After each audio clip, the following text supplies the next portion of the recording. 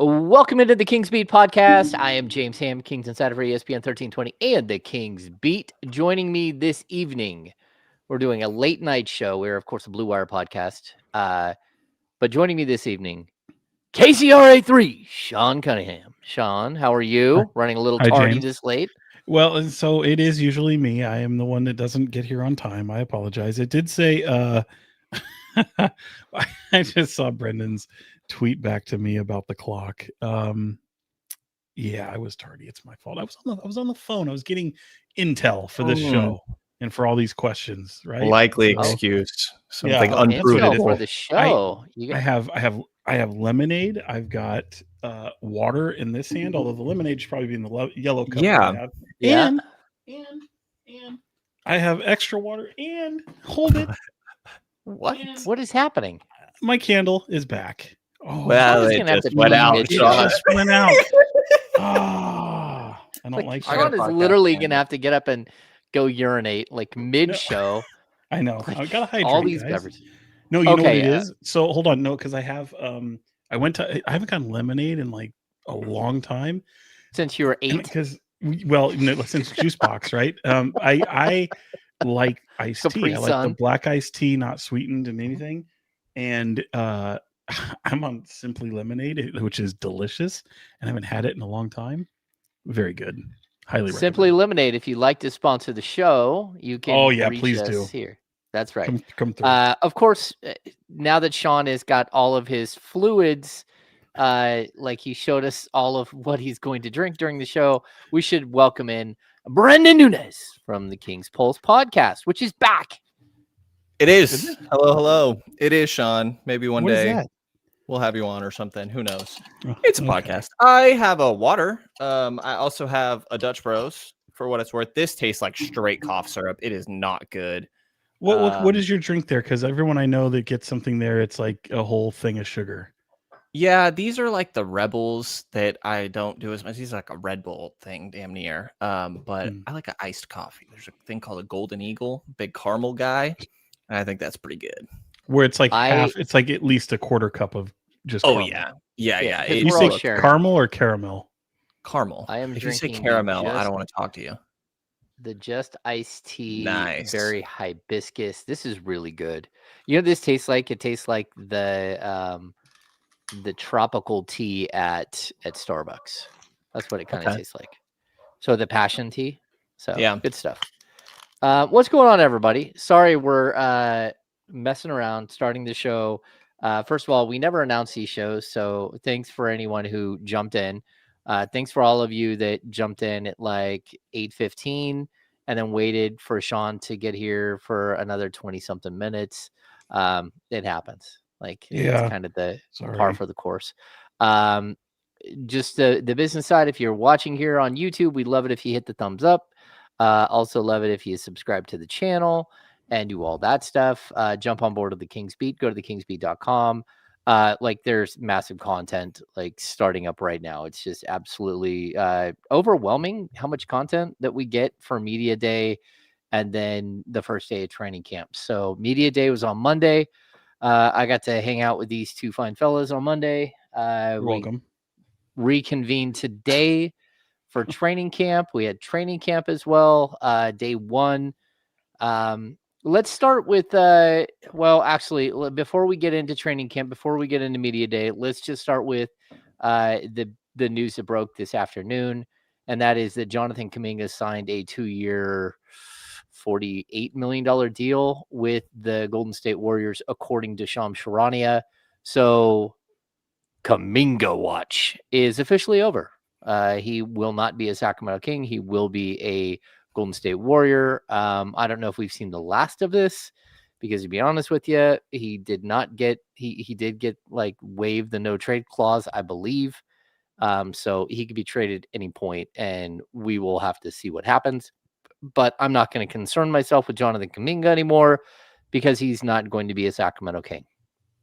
Do we have any final thoughts on that?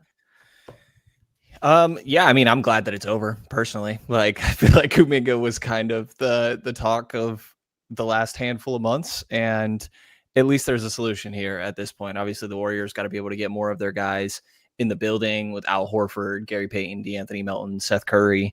But, you know, I still think that by mid-January, when Kuminga is eligible to be traded again, that these conversations could end up popping up again. And I wouldn't be surprised if they did, as much so, because like you mentioned, the 2-year, $48.5 million deal, second year is a team option. And all of Shams' reporting is that the Warriors or whatever team may trade, he said, if and when trade for Kuminga mid-season, will essentially rip up that second option and create a new deal, being the idea. So essentially Kuminga potentially traded mid-season, with mid-January being where he becomes eligible for that, or restricted free agency, where more teams next season will at least have some cap space, even if they're not necessarily good teams. Yeah, I mean, go ahead, Sean. No, I was just going to say, you're fine. I was just saying, let's play a game. Does he get traded mid-season? Because I think he will. Yeah. I mean, if not, then he's just walking, right? From the Warriors' perspective, feels like you have to. Well, no, because they have a team option, so they can do all this again to him next summer. Right. Yeah. Fair. Yeah. The man just loves restricted free agency, evidently. Well, actually, Sean, let's start there. This is like a cautionary tale, right? The restricted free agency has turned out to be just a holy nightmare for players this offseason. And there are 10 teams that have cap space next summer, but nothing is guaranteed that any of those players are going to get any of the restricted free agents that carry over, or restricted free agents for next summer are going to have any better a time. So, like, again, the apron situation is wild. All of the salary cap situation is crazy. And that tends to make me believe that guys like, you know, Keon Ellis and who will be unrestricted, but Keegan Murray, if they don't get deals done by October 31st, which I believe is the deadline, then I would be surprised, because, like, I don't think anyone wants any part of what's happening here. It's not fun to be out there and having, you know, like having to wait until right now to sign a deal. I mean, Kuminga's got to fly out, still has to take a physical, and then, you know, he might get to start practicing like by the end of the week. I don't think he'll be able to practice tomorrow, but certainly, you know, maybe there's a possibility. It's just not like conducive to like really good business in the NBA. All right, let's dive into media day first. Let's start with Sean. Sean, what was your favorite moment in media day? Was there something that a player said, a coach said, something that just like stood out to you that you're like, hey, this is something that needs to be like dug into a little bit more? Interesting question. I think I like the first part. My favorite part of leaving day was when it was over and training camp began on Tuesday. So that, let's just get that straight.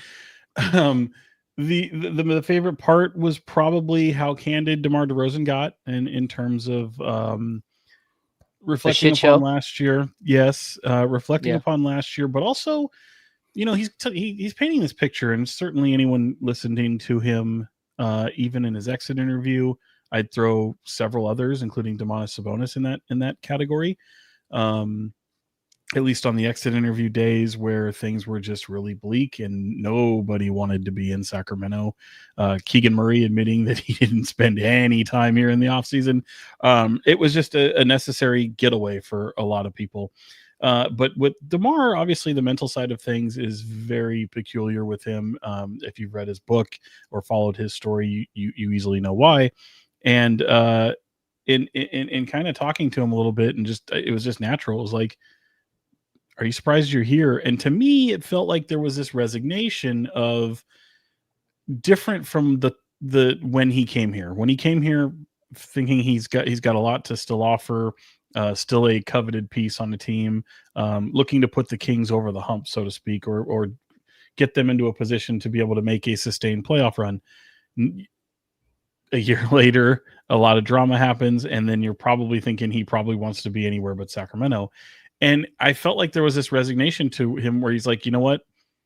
I feed off of a lot of the negative press. I use a lot of that as fuel, changing some things in his own offseason workout routine and just offseason in general. I even kind of joked with him off to the side. I was like, he's painting a picture of somebody that's going into Aaron Rodgers' darkness retreat or really getting into psychedelics. A yurt somewhere. Yeah, and he said it was funny because he's like, he's like, no, I there's no way I would do any of the psychedelic thing. He's like, I'm afraid. I'd be afraid of that from just what it would mentally do and all that stuff. So it wasn't anything like that.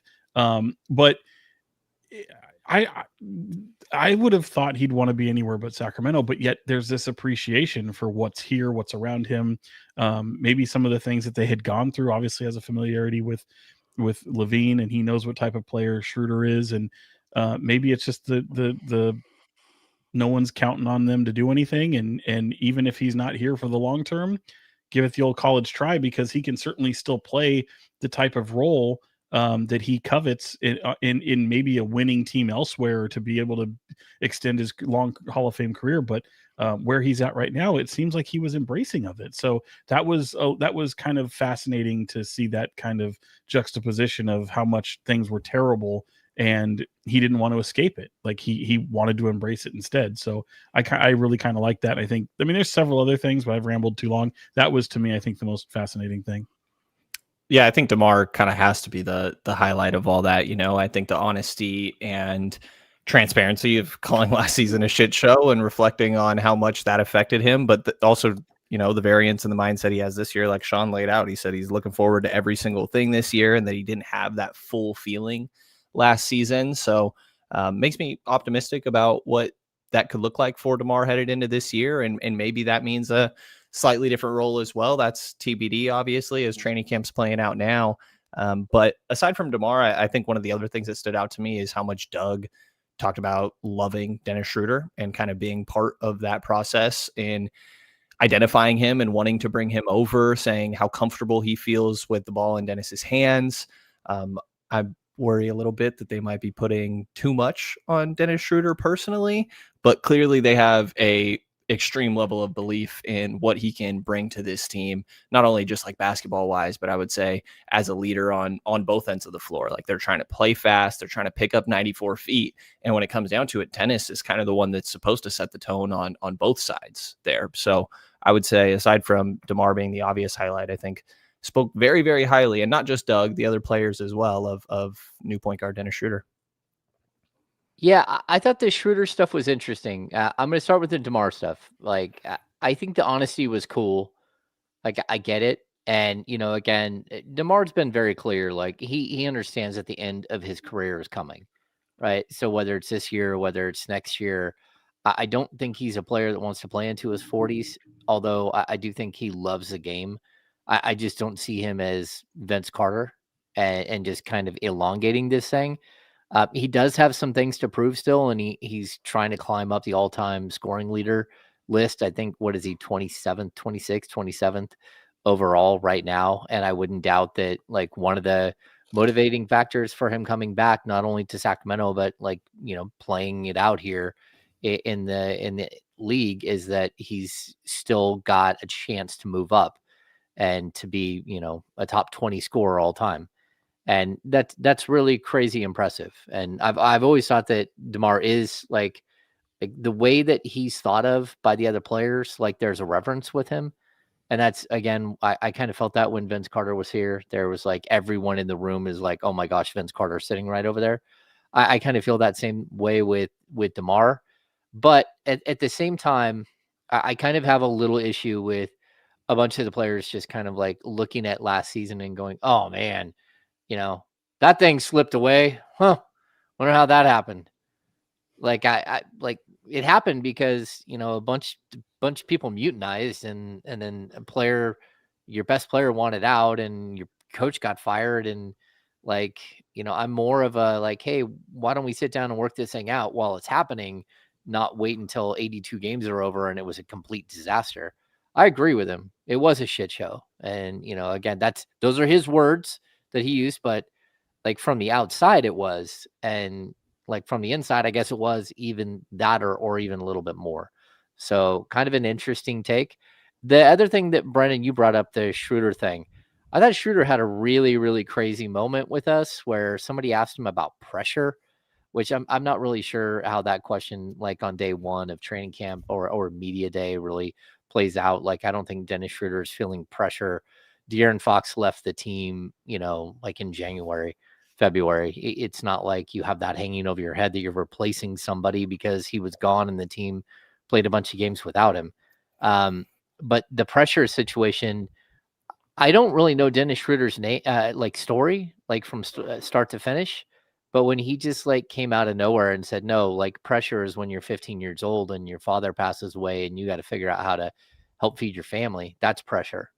And I thought it was like a really introspective and like kind of crazy interview. Like he's intense and there's a lot to like there, but I'm kind of with you, Brendan. I feel like for whatever reason, the Kings do this. They build players up really, really big before they even step on the court. And at the end of the day, we know who Dennis Schroeder is as a player. And, you know, he's a good player. He's not a top 15 point guard, though. Like, he's just a good player. He's a guy that can be in a rotation for the next, like, 5 years in the NBA and like, still make a bunch of money.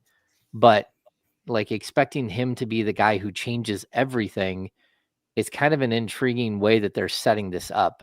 And it's I don't know. It feels a little over the top. And so I'm with you, Brennan. I'm hoping that he settles into a position and figures it out and is given that sort of leeway.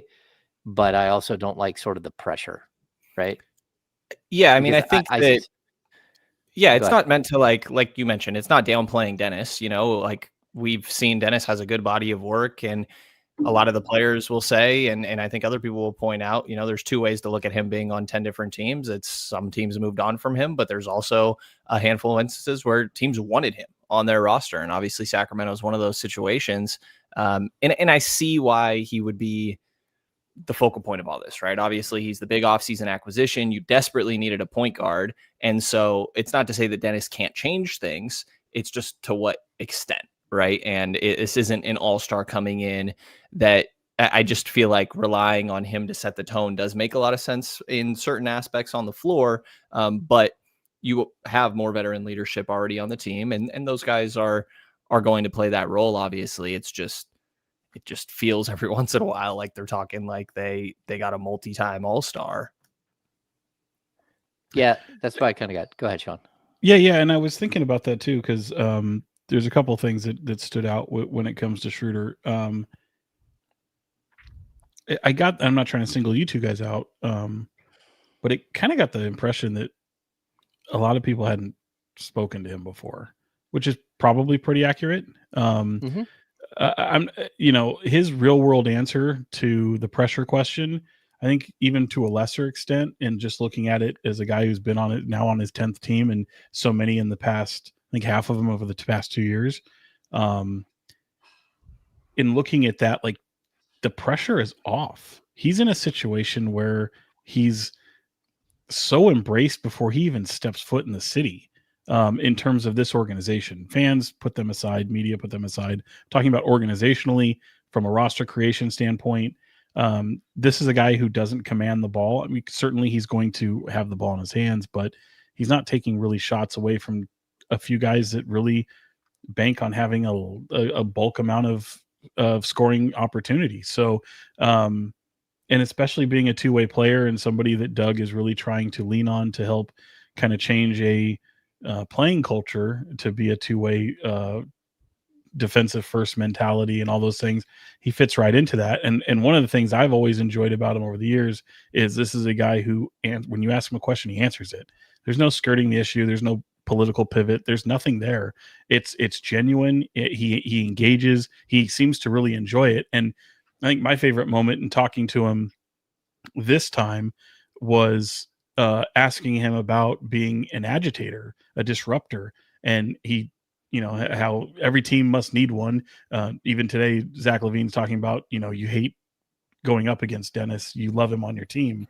And I've heard that so much. I mean, we all know guys like that, Draymond Green, the importance of somebody like that to every team. And obviously Draymond does so much more for the Warriors, but with Schroeder, guys can really kind of galvanize a squad, particularly if you're an agitator or a disruptor and all of a sudden maybe you're getting in the head or whatever. And certainly the Kings seem to always be on the receiving end of things like that.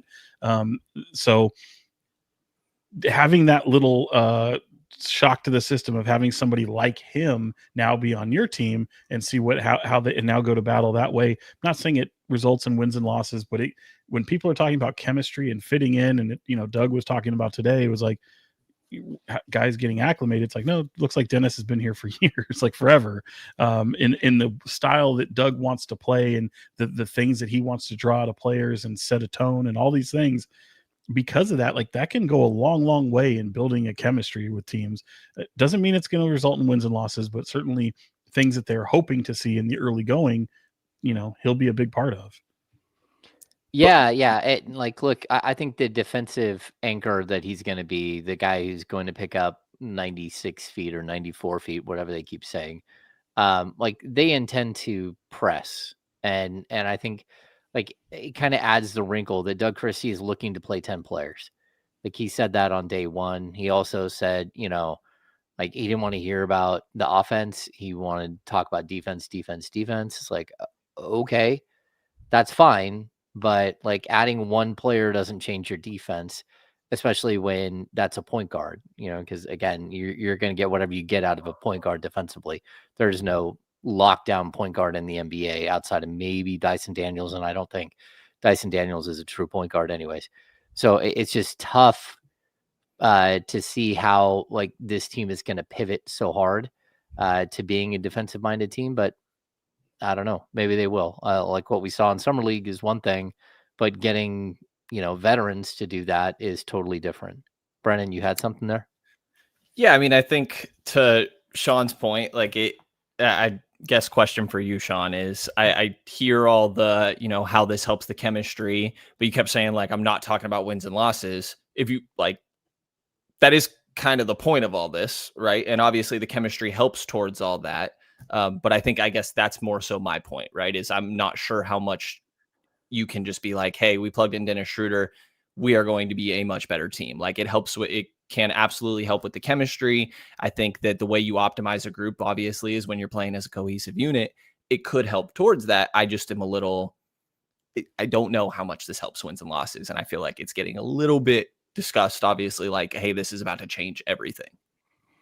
Yeah, and I think you have to be careful in doing that because I'm the same. I'm pointing it out because I think if the nucleus that you have is, you're doing this diagram, but the nucleus is wins, right, or success, or however you define it. The branch offs of all that thing, chemistry is a massive part of that, and right. I think there's been some guys who've talked about seeing teams with bad chemistry win. Certainly, that's pretty well documented over the years, even going back to the 70s, 80s, and 90s, and even up to today, like a radio station. But to that point, like it's such a key ingredient, and it's always the thing I point out, and James knows this. Like, there's no metric for chemistry and how it all works when you go out and to put pieces together and how well you think they're going to play together. Will they get along? It's a nice byproduct of success, and I would also say success can be a byproduct of good chemistry also, but there's no guarantee. And to have somebody that honestly, you look around the whole room, like you've got such a vast variety of different experiences, and really every team's going to have that. But if you think of like teams that we've covered in the past 10 years, 5 years, whatever, oftentimes they're young, they're inexperienced. There's no postseason experience. There's no perennial all-star. You might have one or two in recent memory with Fox and Sabonis. But even then, like the peak of all that ended up being a first round playoff exit in 7 games to the Warriors 3 years ago, whatever it was. So in just looking at all those things, like you want it all to come together, and just because it doesn't mean it results in wins and losses, but how well can you set the table for trying to accomplish that goal? And like we've talked about, like whether they're winning 50, 45, 40 games, 35 games, doesn't matter. My point is a lot has to go right in order for this group to succeed. And I think this entire team collectively knows that. So however you can get to that collective of having all these things go right, if it can equal success, then great. But I think so much has to go right for this team. The other thing I'd add on top of, sorry, real quick, Go James, ahead. on top of No, the chemistry, I think another important aspect, obviously, is self-belief. And I think it's probably not that difficult for these guys to look around the gym and be like, hey, that's Zach LaVine over there that puts up 20 plus a night. That's DeMar DeRozan that's top 30 in the NBA in scoring. Domantas Sabonis, multi-time All-Star, like Dennis Schroeder, 6 Man of the Year candidate, Malik Monk, 6 Man of the Year candidate. I don't think it's hard for these guys to look around and be like, hey, we have something here. And, that internal belief, I think, is probably just as important as the chemistry you're talking about. Yeah, and I think chemistry is one thing, but also I think they're trying to establish a culture. And, chemistry on the court is one thing, but culture is something that this team is always searching for. They have been, the entire time I've covered the team. They've brought in culture players time and time again, thinking that they can change something by like replicating something that someone else did somewhere else. And it doesn't usually work out. And so what I do like about Schruder is that, I think we kind of had this weird vibe with some of these guys this last year. And, it just sticks out so much that it's like DeMar DeRozan being like, hey, man, this is the first time in my career that I had a coaching change mid-season. And it's like, what the hell? Like, and then to hear Zach LaVine go, oh, man, it's the first time I've been traded mid-season. Like Dennis Schroeder, this is his sixth team in 2 years. And to that point, James, and then to hear him even admit, yeah, I just tried to fit in. It's like, no, they didn't trade for Zach LaVine to get you to fit in. You know, but also makes sense mid-season, right? Like you don't want to come in and step on people's toes. And so often we're talking about changing the culture. It's every single year, right? The culture that you want to change. Your culture is change. It's chaos and change. That's what the culture of the Sacramento Kings is. Yeah. No, I totally agree. And when I hear these guys say this stuff, it's like, man, I watched Paul Westphal get replaced by Keith Smart. I watched Michael Malone get replaced by Ty Corbin. I watched Ty Corbin get replaced by George Karl. I watched Luke Walton get replaced by Alvin Gentry. We saw Doug Christie replace Mike Brown. Like, I feel like you might have even missed one. Like, really? No, because Dave Yeager played out his 3 years. That's true. Yeah, it's like, hey, like realistically, that's the culture that you're walking into. And I hope that Dennis Schroeder, I do think he can be that. I think he can be a culture piece. The other thing I believe is that when you go through what he just went through, and again, he's on his 10th team, but he was on 3 teams last year and 2 teams a year before. So before playing a game with the Sacramento Kings, this is his sixth team in 2 years. And that means 6 different head coaches. That means that Dennis Schroeder knows how to fit in wherever. Like, no one should understand the lingo. No one should understand an offensive idea or a defensive idea more than Dennis Schroeder. He's got a Rolodex in his head that goes, okay, oh, he's talking the lingo of this coach. I got it. I worked with that coach. And, oh, he's going to run this offense. Oh, okay, I got it. I did that 3 times with 6 different teams. So I do think that there is something about adaptability that Dennis Schroeder is going to bring to the table, like right away. There's nothing you can throw at him. Some of the other veterans on this team could be like, hey, I haven't really done that before. And then like, man, yeah, that like we've done that all over the place in like 3 different stops. I'm okay. Let's roll. So I think he's going to be a little bit of a coach on the floor. And I also like, I said this last week on the podcast and I'll say it again. I do not understand like the throwing Malik Monk out the window type deal here that has been presented as an option for this team. Malik Monk is one of their best 5 players still, in my opinion. And I think that if you actually combine Malik Monk and Dennis Schroeder and you have 48 minutes of those 2 guys running your point, and I don't care what anyone says, Malik Monk has been the backup point guard for the last couple of years. He plays off the ball sometimes, but realistically, he's your backup point guard. If those 2 can combine to be the player that they couldn't get via trade or in free agency, then okay, that's fine for the next 2 years. Like, you better have a plan to replace and to build, but that's also like, it's part of the game. Like the Kings lost an all-star level point guard, and now they're left trying to recover from that. And the funny thing is that most teams, they don't give up all-star level point guards. There's a reason for that. That's who you design your team around. So it's like now you're in this situation where like you made a dumbass move and you got rid of your star point guard and you didn't bring a star point guard back in the exchange. That's not usually the way it goes. Teams usually develop a point guard. They draft a point guard high.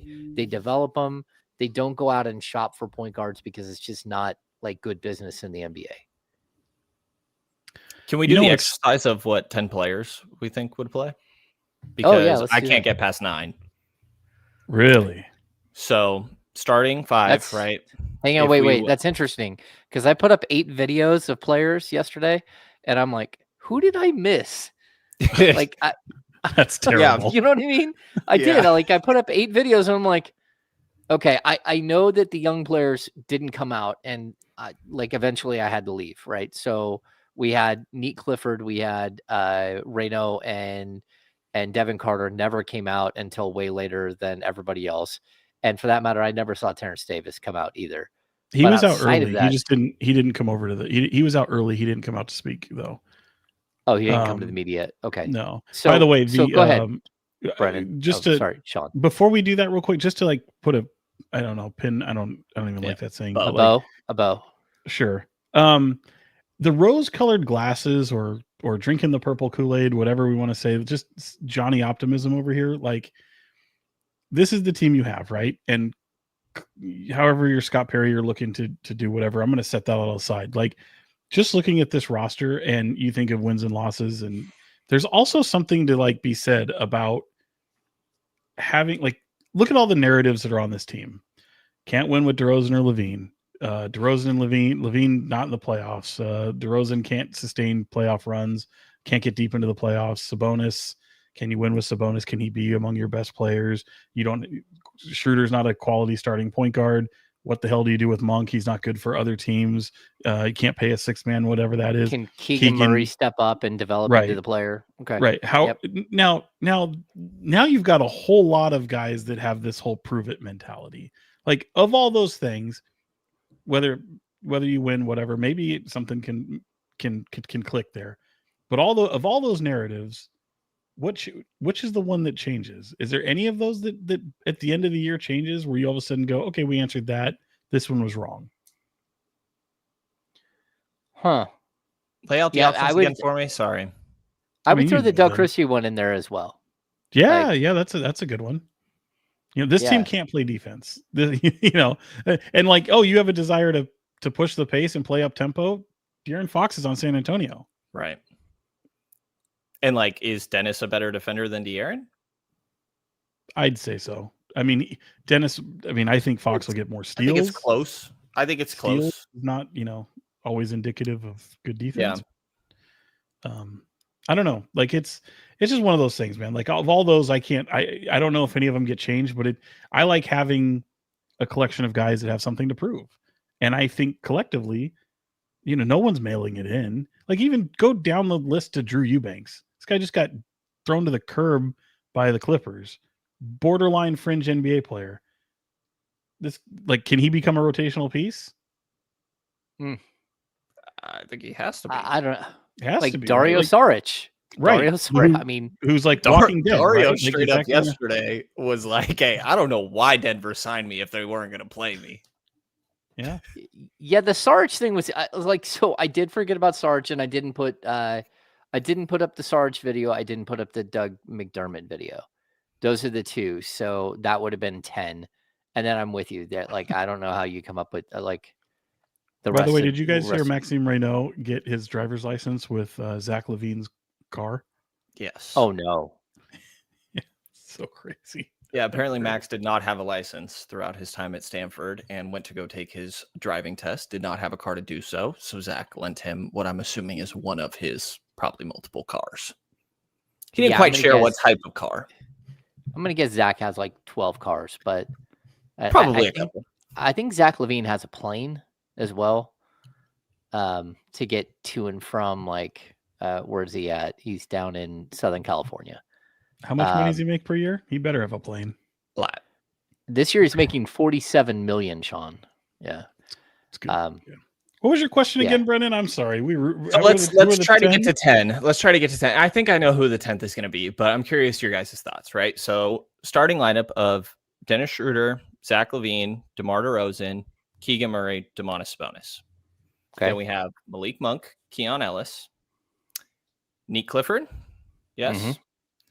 And then Drew Eubanks, Devin Carter. Drew Eubanks, Isaac Jones? Because I Isaac also forgot to Jones, post a video of maybe? Isaac Jones. Yeah. So No Drew, one we cares say yes about your to. videos. I'm kidding. No, I'm just going through my head about which videos I posted and which I didn't. Did you post Daquan Plowden? Because he was nice to talk to. He's fun. No, I did not talk to Daquan. I was Or Dylan literally- Cardwell? The Wi-Fi was horrible yesterday. I was trying to post videos Can we forever. stop the DP nickname for Daquan Plowden? Can I just put that out there right now? I think Who that said nickname needs to that? go away. Somebody called him. Well, I was kind of saying it jokingly, but one of the other players, I don't remember who it was, referred to him as DP, and I was like, yeah, we need to not do that. Just saying. Tough luck. So, do we say Drew? We feel Drew Eubanks one of the 10 To start the season, I think, yeah, like Drew Eubanks, like Are the we just idea saying like behind more times than not? Because I don't think it's going to be the same. I mean, yeah, I year, think that's or fair. every But week, like, every I game. guess going into opening night, like, who do you feel like you can? Do you feel like there's 10 players you can trust on this team? Is essentially, I guess, what I'm asking. boy, And I think I think there's 8 obvious, and then you reach Devin Carter, Drew Eubanks, Isaac Jones. If somebody wants to throw Dario Saric in there. I have a really tough time seeing where Devin Carter plays.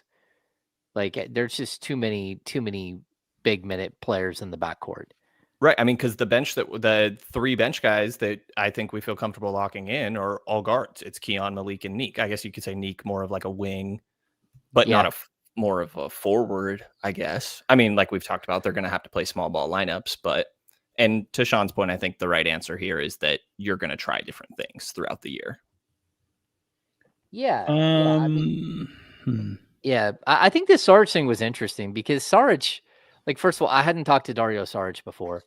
And the second someone asked him a question, it was like, whoa, there goes 90 seconds. And then someone asked him another question. It's like, whoa, it's another 90-second answer that didn't answer anything that was asked, but took us like on another journey. I was intrigued by Dario Saric. Like, again, I feel bad for him because he clearly went to Denver thinking he was going to play. And then he said like 2 games into the season, he was out of the rotation. And then he's like, and then, like 3 months later, they're like, hey, let's get you on out there. He's like, okay, well, I haven't played in 3 months. What am I supposed to do? Like playing an NBA game versus practicing is 2 totally different things. Like, how am I supposed to get into NBA shape? And by the time I get into NBA shape, are you still going to have me in the rotation? And I think the answer was no. So I don't know. Like, to me, he's been kind of the throwaway this entire time. It's too late to stretch provision him. So like, either he's going to be on the team or he's not. I think at this point they'll hold on to him and maybe use him as part of a larger trade down the road. But like, I'm with you. I get it, Brendan. Like, if your backup 3, 4, 5 is Neek Clifford, Isaac Jones, and Drew Eubanks, okay, that's like not instilling confidence. And I don't hate any of those players, but like 2 of those players are totally unproven, and one of them is proven just to, who he is. Like, he's a 12-minute per game guy. I kind of wonder between Isaac Jones, Drew Eubanks, Dario Saric, if you had to give the leg up on one person, I think we'd all have 3 different answers. For backup 5, for playing center? Just in terms of who plays. Whether it's 4 or 5. I mean, I'm leaving Max out of that equation for now. Yeah. But if you're just looking at it, let's just pretend you had those 3 to choose from.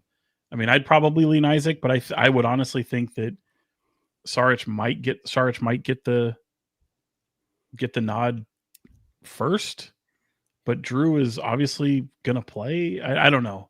I feel like Drew's going to play, but I don't know. If it's for the 5, I would say I would expect Drew, but personally, I probably would go Isaac.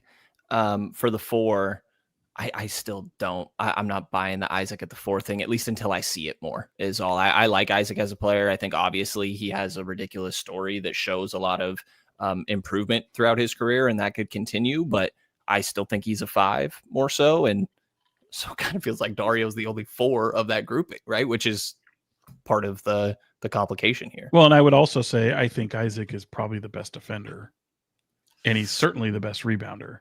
Oh, God, that's he's more versatile. Plus, I kind of want to see who can shoot. Like, if any of them can shoot the 3, that would help. Well, Max and the funny thing but, is, yeah. I think the funny thing is too, like, everyone there is like, boy, we really love to get Keegan over at the small forward spot. Like, that's where his natural position is. Everyone except Keegan. Keegan is like, I don't know the difference between the two, to be honest. Yeah, that was actually a funny moment to me. But Brenden, Keegan didn't know his wedding date. He just got married. He doesn't know what day he got married. He knew it at the end. Sure? I think that speaks to, like, from him, though, it doesn't really change anything, what position he's in. I think the idea of, like, him playing the 3 is just more so saying we need more size, rather than, like, Keegan is playing a different role as a 3 than a 4. Yeah. Maybe defending bigger bodies at the 4. Yeah, I don't think it's really fair to run Keegan Murray out there and have him defend point guards one game, and the next game he's defending, Kevin Durant, and next game he's defending LeBron James, and all of a sudden, oh, hey, we need you out there to defend Naz Reid and Julius Randle. But the next game, like, hey, we need you to go back and defend the point guard. Right. Like, it's not exactly the best design, like roster design, but I think that's, like, we can only say it so many times. Like, the roster is still unbalanced. I'd say, like, 8. You probably have 8 that you can just hang your hat on every single night, and then the other 2 are just fluid. Do you need Doug McDermott to come in and hit a bunch of threes? Do you need Isaac to, because you're going to be running and you're going to have some rim protection, whatever. What will Maxime be? Who knows? I mean, I mean, that's, I think, going to be asking a lot of someone like him in the first year, and I think you in theory you'd want him to be able to develop. You'd want him to get to Stockton, but the truth is he might be more talented than some of these players above him. Yeah. And, I'll bring up a comment from the chat. Drew Down, who is a well-known smart ass in the chat. The Kings could use a guy like Quentin Post. They have a guy like Quentin Post. It's Maxine Reynaud. Like, Drew Down, what kind of dog is that in your don't ask Drew Down profile picture? Do we not? Also, where is that taken? That place looks familiar. Is that in Sacramento area? I'm talking to a voiceless chat. For all I know, I'm talking to AI. Yeah. Oh, yeah. Steven Castaneda says it's a wiener dog. There we go. Which I think that's just him taking shots at Drew Down. Yeah. So, look, I think it's going to be an interesting situation. The chat is really lively tonight. Like, when we do these. There were some topics, bro. What was going on? There was. Oh, wow. I'm telling you, Drew is stirring the pot out here. I get easily distracted, as you all know, and boy, there was some spicy going on in there. Well, it's the group is here. Like, I guess it's a Shih Tzu mix. You don't get to choose your family. Sometimes your family, it is what it is. Yeah. Okay, so I'm with you guys. I think we're at an 8-man rotation with the potential for, again, like, Neat Clifford to get minutes to, Reynaud. I'm not going to say he's not going to play all season. I think by December, Reynaud could be the guy playing 12 minutes tonight as your backup center. Sure. Yeah, I can see that. Yeah, and that's one of the reasons why you bring in Drew Eubanks. He's a hustle guy. He knows his role. He doesn't mind diving on the floor and getting to loose balls, and screens, he doesn't mind mixing it up. He's a big screener. I don't think his game is all that well. Like it's not special. It doesn't stand out. But at the same time, you need guys who are willing to do all the dirty work, and that's kind of who he is. But I feel like he's one of those players that has been through this so many times with so many different teams that he looks around and goes, okay, I sort of understand the calculus here. There's going to come a point where somebody else is going to be playing my position, and I'm going to have to just stay ready type deal. And when I do get a chance, I just got to go out and do my job. And I don't think that, again, he, unlike Dario Saric in Denver could sit for 30 games and then come in one game and give you 6 rebounds and 8 points and like make a nice little impact. I think that's going to be. I mean, Drew Eubanks knows he knows he was cut from teams. He's a fringe NBA player, but to the point earlier, it's like, can he come in and can he change all that? Like, I think about like sometimes guys come to Sacramento. Like he talked about it himself. He's like, I think fans are going to love me, based off what he does. Sacramento Kings fans tend to love that blue collar worker. I think the other thing he said that stood out, and somebody else echoed this, and I don't recall who, but Drew specifically, I remember talking about really enjoying playing for a coach that's a former player. And he said that he recognized that specifically when he was in Portland with Chauncey Billups, which for what it's worth, if you really want to drink the Drew Eubanks Kool-Aid, in 21-22, he played 22 games for the Trailblazers, put in 30 minutes, put up 14.5 points and 8.5 rebounds on 64% for the field. Now, the following season, he played 78 games, started 28 of them, 6.6 points and 5.4 rebounds. But it did stand out to me. And again, he wasn't the only one that said it, but I don't recall who else it was. I don't know if you guys do. But I do think there's an appreciation that these guys have for playing for a former player that has been through this themselves. Let's get to that. Former player Doug Christie. He's made statements the last 2 days, I think, that are interesting. The 10-man rotation thing was interesting. Watching him and Bobby Jackson yell and scream while players are doing wind sprints, to me, was awesome. That was super fun to watch. Looking over and seeing Mike Bibby sitting on the baseline and then having the three of them come over and like kind of yuck it up in front of everybody, I thought was fun. Like it does feel like Doug always talks about unfinished business, but I also kind of like the way that he's developing this coaching. Well, the coaching staff they brought in, I like Mike Woodson. Bobby Jackson's going to run the defense. Mike Miller is going to run the offense. Like they've made some moves here. Boy, that was weird. You just like disappeared. And then Brenden out of nowhere, like there was a glitch and you flew into the screen. I'm not even Brenden anymore. Drew Down took over. Wow. Oh, he said it was a Shih Tzu, by the way, his dog. I didn't get to follow up, but I saw in the chat. Yeah. It was reminding me of that time one of your family members like moved around in the backdrop, Brenden. Yeah. That was a family member? I don't think Sean was here for that one. I don't think he was either. Oh, I saw something. I pointed it out too. I had to ask. What are your guys' thoughts? Because I think one of the questions is, can Doug be the guy? And again, I think we all have like an affinity towards Doug. He's a great dude, but can he be the head coach of the Sacramento Kings that leads the team to victory? I mean, I think it really helps when you have Mike Woodson there, you have Mike Miller there. Bobby Jackson brings in some experience as well, but I do think it helps. And not to mention Scott Perry, who it seems like they have spent a decent amount of time together this offseason. And so I think all that helps. I don't think that we can really answer your question at this point and kind of have to see how it plays out with Doug getting to go through his first training camp. But yeah, more than anything, I think at very least they are giving him a support system that I think will certainly help. He wants to be the top conditioned team in the NBA. He says that's the expectation of his team, and if they're not top, they're going to be right around top 3. Knowing Doug, like that's gonna that his team, he'll want his team to mirror him. Doug was always that way. He's intense. He's takes care of his body. Even now, I mean, he might even be more crazy about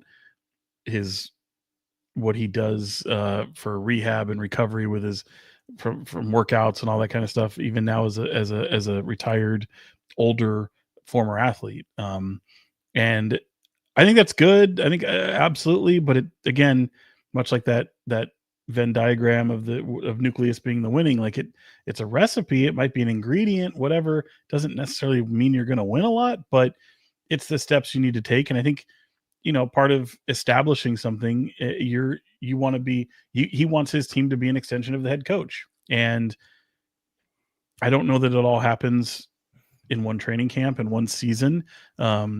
I would use Mike Brown as an example. Like the minute something starts to feel mundane or corny, does it still work? Maybe you can catch lightning in a bottle. How do you sustain it? I mean, there's a bunch of things, but I would say to your question, James, like, can Doug Christie work as head coach? Sure, he can. Absolutely. Would he have gotten a head coaching position outside of Sacramento? The answer is no. So sometimes you just need the right amount of things to kind of work your way.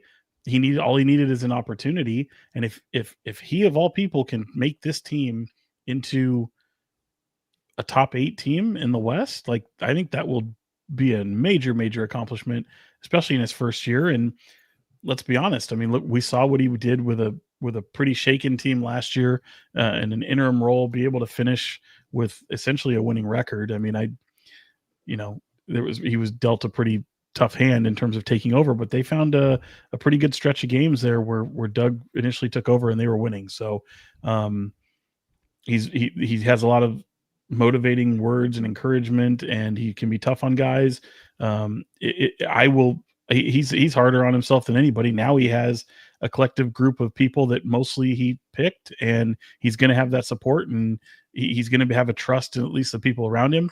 That's all well and good, but the talent level on this team still is what it is. And I think that coaching can only do so much. Sometimes coaching can kind of put a Band-Aid or a blindfold over some of the, these aren't the droids you're looking for. You can almost kind of mask some flaws, but I don't know, man. I still think this team just needs to be better. I think he's going to build a foundation here in year 1, and hopefully he's around 2 or 3, 4 years beyond that to really see it through. And we'll be talking about some sustained playoff success.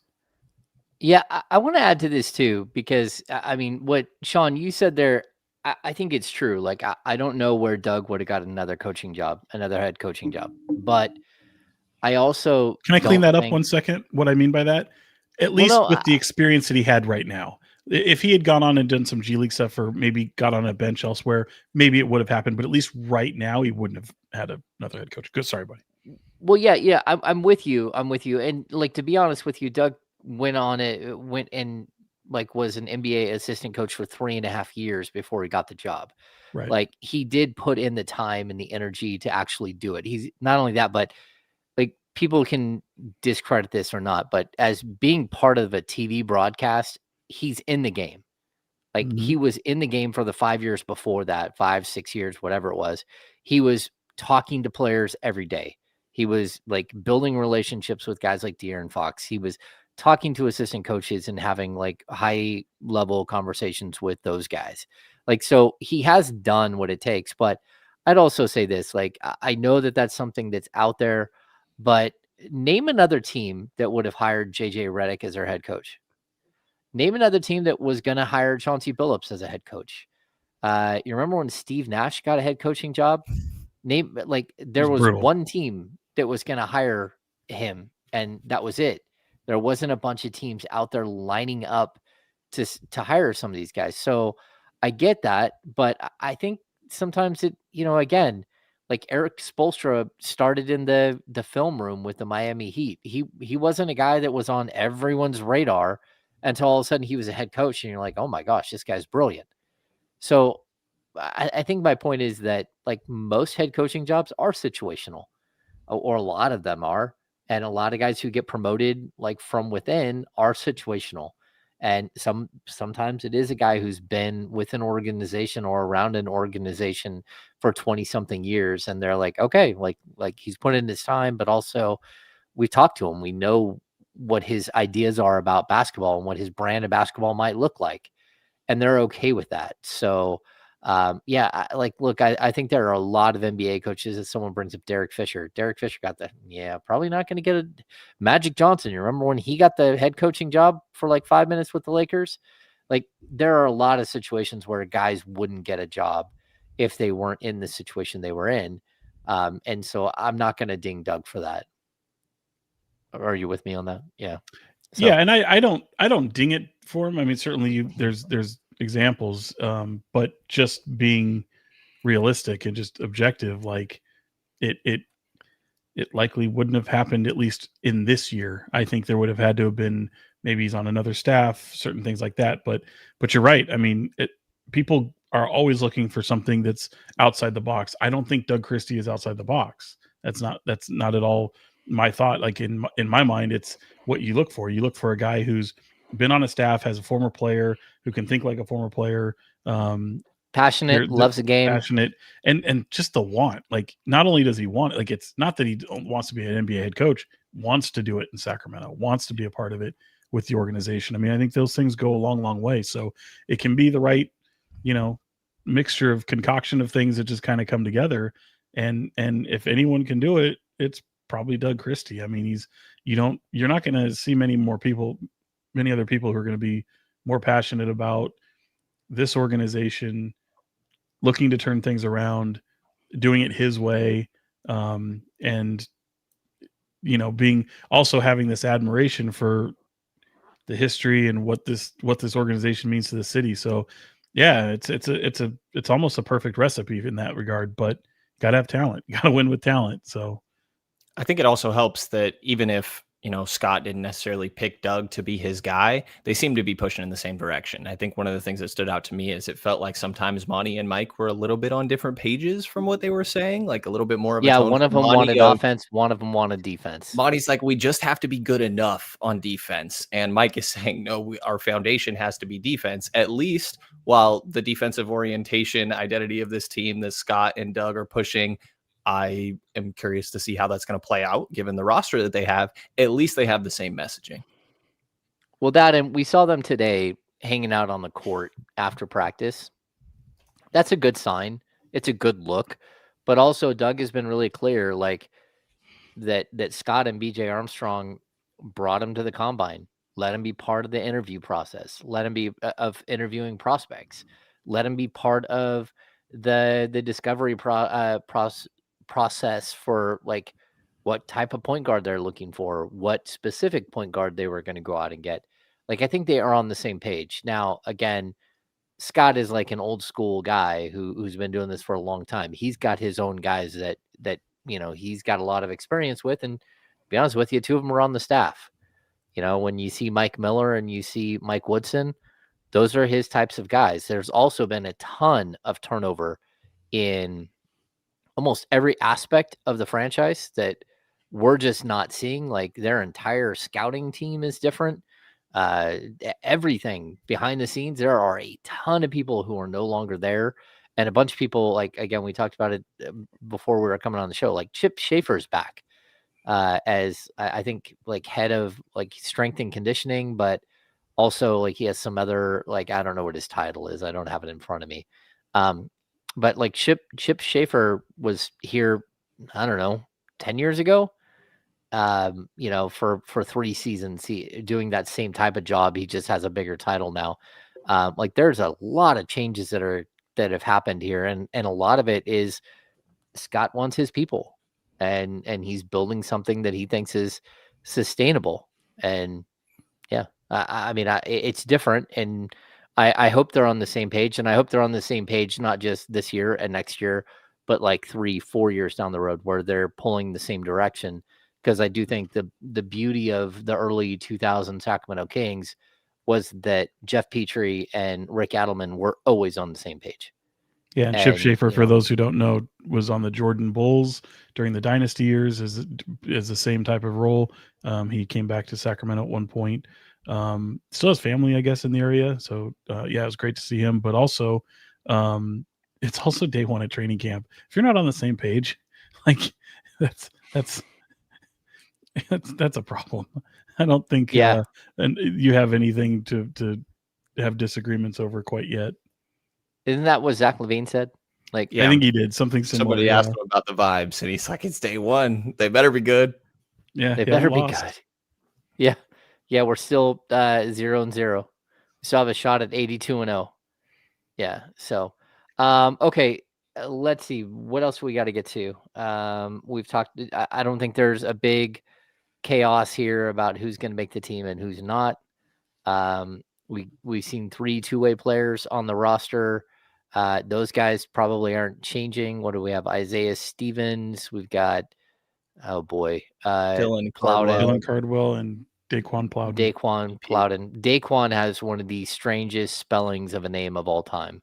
Daequwon. Yeah, that's going to be difficult if he Easy to actually pronounce. plays one. Yeah, no, totally easy to pronounce. And then who's the other? There's one other. Cardwell. No, but they brought Dennis. Dexter Why am I Dennis. Oh, drawing- Dexter Dennis. Dexter Dennis. He's in camp. Sean and I actually, I remember being at some Stockton games last year and talking about, hey, I kind of like the energy that Dexter brings. Definitely I would, definitely say energy guy, and we'll see if he ends up making the team. But always cool to reward your Stockton guys as well. Yeah. And then, of course, Terrence Davis. I don't know what the deal is with Terrence. So people understand the Kings also, they like signed a couple of guys and then waived them right before camp. Jameer Nelson and Jalen Williams. And it's not that Jalen Williams, and it's not the other Jalen Williams. It's a different Jalen Williams. Anyway, they are the reason why they do that. They sign them to Exhibit 10 contracts. The Exhibit 10 money has gone up to, you can pay a player up to $85,300 this season. And so if you waive them and they go to your G League affiliate and they stay there for 60 days, they get that bonus money. And if they don't get the bonus money. And you have to understand the G League pays like barely over $40,000. So if you're getting an $85,000 bonus, you're basically tripling your salary total. So yeah. So that's one weird thing that happened this week. There's also another player that they were going to sign, or they're still going to sign, that they haven't signed yet, that I've seen. But it's again someone that would be at the G League level for them. Do we have any other questions about what we've seen so far in training camp? Anything else stand out, training camp or media day? I mean, I think Keon and Keegan and Malik all had interesting off seasons and kind of discussed that. I think Keon, for the most part, said he hasn't heard much of anything about when it comes to his extension. Keegan, I think, had a very, very Keegan response to it, telling his agent to handle all of that. And he said that he told his agent, I only want to see your name pop up on my phone when it's something important. I would argue that your rookie extension is kind of important, but I get what he's saying. Also a very Keegan way to go about it. And Malik on being in trade rumors, said that he was told at the trade deadline by his agent that if anything's going to happen, it's going to happen that day. And from his perspective, obviously nothing happened. And so he wasn't under the impression that he was going anywhere, essentially. And I'm paraphrasing at the end there. But I think an interesting update from those three guys that definitely had interesting off seasons. And he said he bought a house. He did. Bought a house with property in Sacramento. Acres. Yep. Yeah. And he loves to golf. So Sacramento makes a lot of sense. I'd also, the Keegan stuff, it is very interesting that Keegan didn't spend any time at all in Sacramento this summer. He got married, so he had other stuff going on. But I had heard it early on that he was in Chicago working out with his family and that he was not going to be in Sacramento a whole bunch. I also think it's look, if you're watching what's happening around the league with the restricted free agent stuff, it's really, really hard to look at like $100 million offer or $110 million offer, whatever's coming his way right now from the Sacramento Kings, and not saying yes. So I expect him to be here in Sacramento, and I don't think he'll have to wait for another. I don't think he'll have to wait until the offseason to get his contract.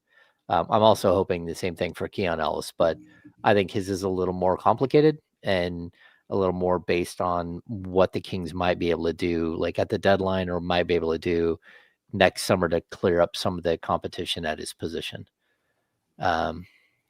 Okay. Do we have anything else? We haven't done the business of basketball. Do we have any questions from the crowd? I have a fun game I wanted to play with the crowd, with the chat and Sean. I prepared him slightly for this. I feel like we could poll the chat a little bit more often than we do, and I have an idea on how to do so. Okay. Sean, why are you already laughing at me? You poll the chat. So everybody thinks I'm the only one that's never seen these movies, right? While we let the chat fill up King's questions, I'm going to just take a slightly different direction for half a sec. So, by the way, did you see the DiCaprio movie? Absolutely not. I did. I don't mean Paul Thomas Anderson movie. One battle after What'd you- another. What'd James, you what do you think, think? Sean? You want me to go first? I don't know. I don't know your review. I can tell you mine. I can already tell you don't like it. I liked it. I didn't love it. It was frenetic and like all over the place. And DiCaprio was like, I mean, he just felt like heroin, like that, like the whole time. He Jesus. was just like, he was What? so all over the board and like crazy. I Supposed to think be. that Sean Penn will, if not win an Oscar, he'll be nominated for an Oscar. I thought he was pretty tremendous. I thought the movie was spectacular. I can't wait to see it again. I'm actually going to go see it again in the theater. I think Chase Infinity is going to be a star. You'll be seeing her a lot in movies going forward. She was in Presumed Innocent, that Apple series with Jake Gyllenhaal and the remake of the Harrison Ford movie. But yeah, I thought it was spectacular. I think it probably is maybe the second best movie that I've seen all year. I think Sinners is right there with it. So yeah, it should be fun Oscar time. Some good movies coming out too, but yeah, I loved it. I'm with you on Sean Penn. DiCaprio's part, while it's probably not an award-worthy part, it was so awesome. Really, really enjoyed the movie. Yeah, he was chaotic and wild and crazy, and you're like, oh boy. Like I thought he was spectacular, but Right. I just think Sean Penn stood out as like character's wild though. Grade A creeper. Like wow, his walk was crazy. No spoilers. People didn't want the spoilers, so I'm trying to be vague as possible. So I'll be. Yeah, they don't watch this, but yeah, like I will say this, and this isn't a spoiler. There is a car chase scene near the end of the movie that is you're doing one of the most much. wild and intense car chase scenes of all time. Like the camera angles are beyond anything. They're like Paul Thomas Anderson should be best director. That was crazy. Also, shout out, that was filmed throughout Sacramento. Not that scene, but there's a good car chase scene through Sacramento that you'll all go, hey, I know that place. So take a look. Yeah, that was kind of cool. Brennan, are you gonna go see that movie? Would you go see that movie? I'm not gonna go out of my way, but I'd be down, I guess. I could be talked into it. Okay, I can't wait for About all you got from me. Game now. What is your game? Okay, so Sean, name a movie that you think everybody should have seen in their life, and in the chat, type a 1 if you have seen the movie, and type a 2 if you have not seen the movie. And I promise you, there will be more 2s than you think. Because people come up to me and are like, dude, you're not the only one. Don't let Sean be an asshole. Like, I haven't seen it either. Well, you're not going to stop me from doing that, but from being no, it's not going to stop you. Okay, my movie would be Saving Private Ryan. Never seen it. 1 in the chat if you've seen it. 2 if you have not. I have seen it. I was put on the spot. That's probably not, but whatever. Put on the spot? I text you like. Yeah. Well, I didn't give it any thought. I didn't give it any thought. But see, I don't really watch movies. I think counts. These are all ones. These are all ones. There's a 2. Shout out Jacob Z. Jess hasn't seen it. Oh, there we go. I'm not alone. Yeah, but that's just pretty overwhelming. It is overwhelming, but I am not completely alone. What was your goal in doing this? I'm just trying to see. I'm also testing. You think you're the only? Pull the chat. You know, we can use this in the future. I'm trying to think if there's So I would have said Shawshank because I think everyone is. I have seen that one. I have seen that. Yeah, that is a phenomenal movie. Which one? Sorry, I didn't hear. Shawshank Redemption. Shawshank. Oh yeah, well, Saving Private Ryan's incredible as well. I'll take it. How many people have seen Shawshank? See, like Brenden, everyone, like it's like I've seen Shawshank too. Jesse has not. We should just all get on Jesse. How have you never seen this movie, Jesse? Huh. You've seen Shawshank Redemption? I have. Oh, good. I have. I don't believe you. The whole thing? I don't believe you. Yeah. Great movie. Oh, your voice went up. How many times did you go through? How many times did it take you to get through Shawshank Redemption? Probably 2. Probably 2. Yeah, Brooks was here, right there. Good comment. Good comment. Not that one. Not that one. Look, all the ones are going so fast because of Brendan's game. I'm just saying, there's some 2s. There's some 2s. Have you seen Jaws? Have you seen Jaws? No. I think I've seen Really? clips of it, but no, I've never seen it. Okay, so Jaws just had their 50th anniversary. It's actually, I think my son says that's his favorite movie. Your Yeah. son does. Okay. So like that's one of those movies too, because like I get it. Maybe it doesn't age well because of technology and things like that. But the making of that movie is fascinating.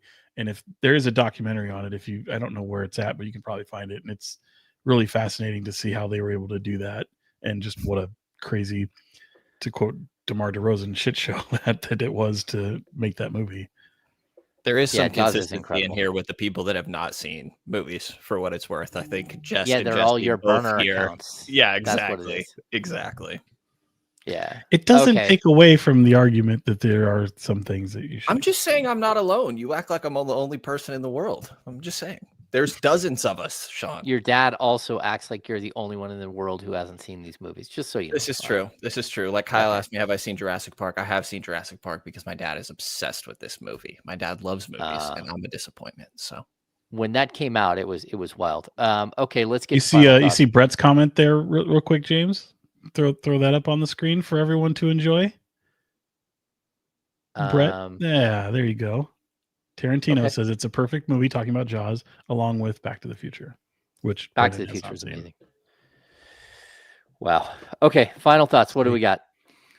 Oh, we're wrapping up. There were no questions. We didn't get questions. Well, no one asked anything because Brenden sidetracked him. I did. Because there's too many ones and twos in the goddamn chat. Mission accomplished. Yeah.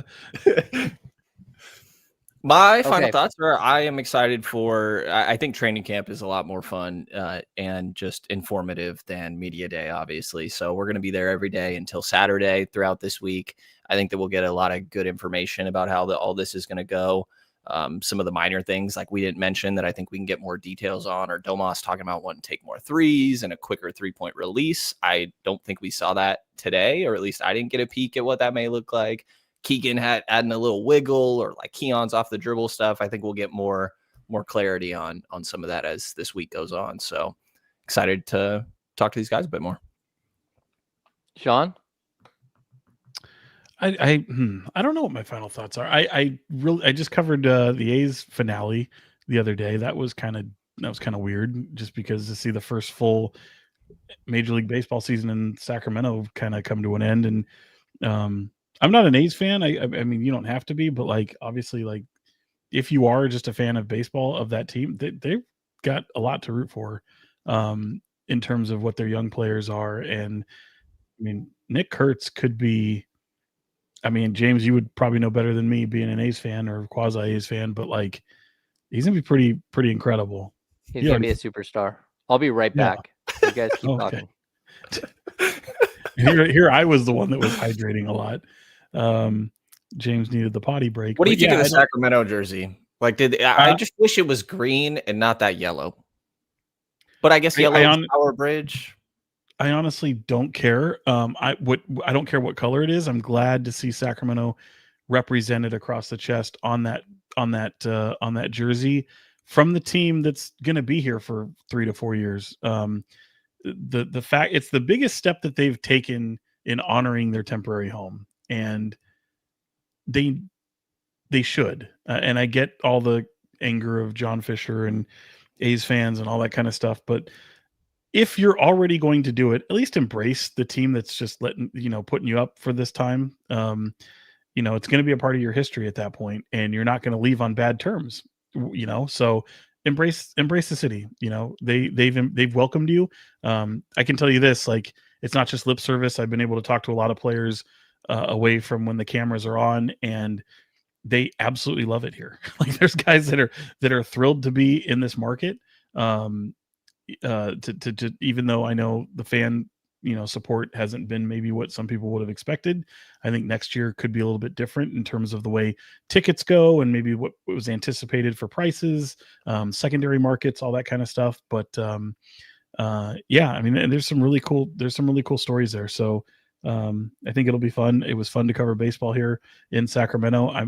I'm sympathetic to what Oakland and A's fans have kind of gone through, but they're here and we had to cover them. So it was easy for me to hop on and enjoy Major League Baseball in Sacramento. Yeah, I just keep thinking about how, like, if this team was here and this was just the first year of it and they were planning to stay in Sacramento, God, the city would be so excited about what they have going on. You mentioned Nick, Jacob, Langoliers had a great end to his season. Like, it would be very easy. Soderstrom was a excited about star. this. Yeah. Like, totally got overlooked. Yeah. His development in the second half was wild. Yeah. He started off hot. I mean, he started off really, really well too. So he did, but then when he shifted to left field, right, he stopped hitting home runs almost entirely for like a month straight, 2 months straight. And then he figured it out as the season went on, and then became a really good left fielder. So yeah, they've got so much talent. It's crazy. Zach Geloff did not have a great season. He had injuries all season long, but he's another really, really top tier prospect. Then, they've got their center, like Butler didn't have a great season, but he's going to have a bounce back year.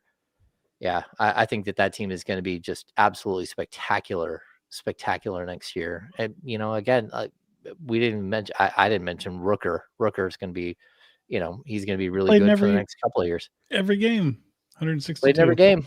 I mean, he's a DH. He should play most games. Rafael Devers getting 163 because of the trade. That was awesome. Did he really? Wow. Yeah, 163.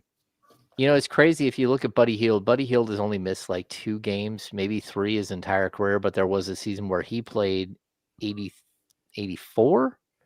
He got traded and played more games. Yeah. Crazy. Speaking of Buddy Hield, first of all, the buddy cop movie that him and Jimmy Butler should be in together, True Detective season 5 or 6 would be amazing with the two of those guys in it. But their chemistry continues. Like their frenemy kind of thing that they have with the Warriors is so great. Jimmy Butler said yesterday that Buddy wants him to bring back the emo Jimmy that he showed up to at training camp with the Heat, and said he might have to do it one day during training camp this year. Hell yeah. I was disappointed that Jimmy showed up normally. And for anybody that didn't see it, I think Buddy walked in on Jimmy's presser, and Jimmy starts with being like, I could just feel the evilness coming. And I think the funniest part is he tells Buddy, oh, did you hear all the nice things I was saying about you? And Buddy asked Warriors Media Relations, oh, what were they saying? Jimmy's like, nothing, because I didn't say anything nice about you. See, like, that's just, that type of energy is just so great. I don't know, like, who would that be here? Like, I just in a lesser version, I know Keegan gets to be the guy that, yes, well, Malik has the energy, right? He has the personality, but like the guy that everyone tends to rib on because he isn't that guy is Keegan. Right? Yeah. No, you're right. But I don't know that Keegan is similar to Jimmy Butler or to Buddy Hield in any way. No, definitely not. That's you would need that. But it's like here, just to a lesser extent, everybody picking on Keegan to have him be something that he isn't it's always amusing to me. Like even Doug is saying he needs to keep playing defense but smile. Or was it smile and play defense? Smile, defend, and take shoot. 10 threes, smile, 10 and play threes. Defense. 10 is, yeah. Or defense was first. I can't remember. I'm here for Keegan taking 10 threes. He also said he's been working on his creativity. I'm intrigued to see what Keegan working on creativity means. Do you think Keegan played Rod Wave at his wedding? Well, he said that his music choices were overridden for the most part. So no Rod Wave then. Yeah, probably not much. 1 or 2. I think that's if only I knew who that was. There it is. Okay, James. Sweet. Okay. Final thoughts. Blink 182 is, right? I'm working on it, Sean. It's killing me, man. It's killing me. Yeah. Let's see. I don't really have a ton of final thoughts. It's been a wild week. It's been a lot of driving the last couple of days and kind of getting back in the flow. It's good to see everybody. It's good to see Gary Gerald coming back for his 41st season. Shout out to him.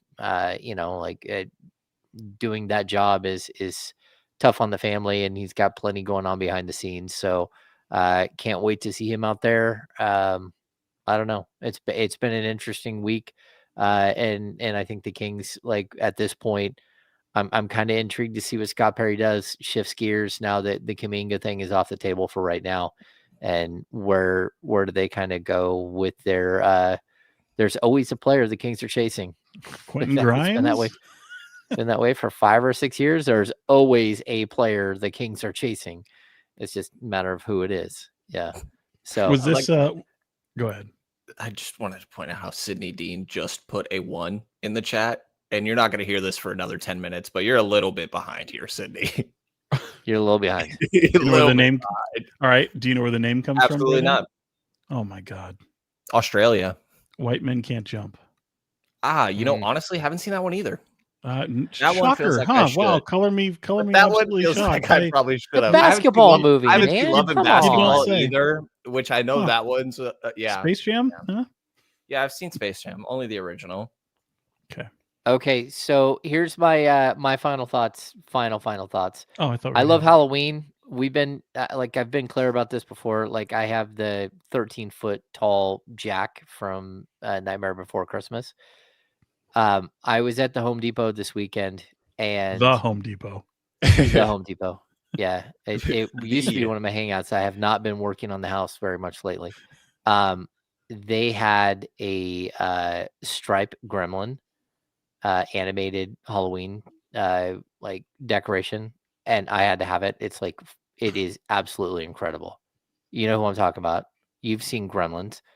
The main character Gremlin, not Gizmo. Well, no, not Gizmo. Yeah, the other one. Oh my goodness, this thing is absolutely spectacular. It's like 3.5 feet tall, and he talks, and it's creepy as hell. His mouth moves. It's awesome. What does he sound like? I can go get it if you want. Yeah, I think I can bring it. You already left once. What the hell? We got time. I'll be like 2 seconds. Yeah. By the way, he's talking about that. I had to go into a competitor of, well, I'll just say Lowe's. I went into Lowe's and found I had to get a key made. So I went to the machine and navigated that whole garbage. Got my key made.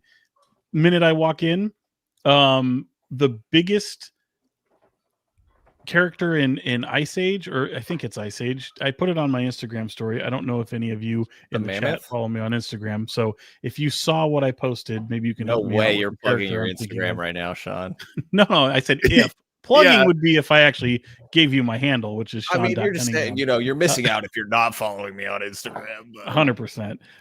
But I'll try and find it in my archive. Maybe I'll show it up here. But it was for Christmas, man. It's still September.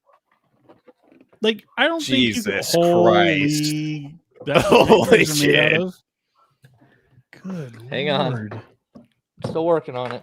I feel bad for the audio listener right now. If you're over there, that's something to behold. That's scary. Did he sound like that in the movie? I don't remember him sounding like that.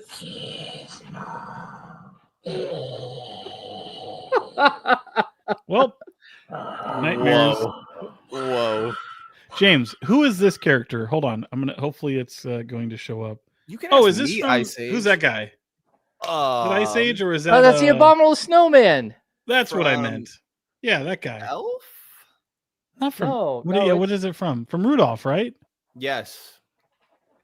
Oh yeah, it is Rudolph, because there's the idiots that are standing next to him. The other characters. I didn't see that part. I just saw the 12-foot tall creature. It's all Christmas. That was a week ago in September. We're still in September. That's crazy to me. You just saw that for Halloween. Why wouldn't Lowe's have that outside for Halloween? At least the Home Depot seems to be doing it right. Lowe's is all moved on to Christmas. That's crazy. I don't love how you almost didn't say the name Lowe's, like we're sponsored by Home Depot. Yeah, Home Depot. I bought that at Home Depot. Yeah. Me and John Bull, who's not in the chat tonight, me and John Bull are big Halloween and like the animated character dudes. Like he sends me like, oh my gosh, have you seen this? And I'll end up going and buying whatever it is. I know you have a fleet of boats, but how much did that cost? That guy there was $179. Jeez. Okay. He better talk. Okay. Yeah. Just okay. All right. All right. Anyway, I'm a big Halloween fan. I can't wait. Yeah, to freak evidently kids you're out going to with put that out there for what? Maybe over a month. You're going to 30 days No, just on the you're lawn, and wrong, then it goes in the. Sean. What are you going to do with Every it? year. You're wrong. Here's the trick. You buy Put a Santa hat on him. buy Halloween. You buy Halloween characters that were also part of Christmas movies. So then that way you can put a Halloween hat on him and keep him in your house through the Christmas season. That is Because the if least you, that's Christmas going- looking thing. if you That's remember, going in the house. Gremlins is a Christmas movie because is it Phoebe Cates that is it is, I believe. I only remember her from one other movie. So Well, of course. it Fast wasn't Times. Oh, I know that Um, movie. yeah, What? he I saw know no the way he scene. knows He that. never I know watched the the movie. scene. He saw this Yeah. scene. No, the King's best part Judge is that Reinhold in it. He's Gremlins, like the girl character in Gremlins, she hates Christmas because her dad tried to sneak down the chimney and got stuck, and they thought he was missing forever, and then they found him months later, Spoiler alert. and he died in the chimney. So Yeah. that's not going out on the front lawn. That's going inside the residence. It'll probably be right inside, right outside the front door, but we have like a little stoop area right there. He'll go right there, and Yeah, then don't- during don't forget it Christmas, I right might there bring tonight. him in. Do you have a stoop, What's Brendan? that? A stoop? No, I do not have a stoop, Sean. Do you? You live I in was El saying- Dorado Hills right now. You probably have a very nice house. Hey, no comment.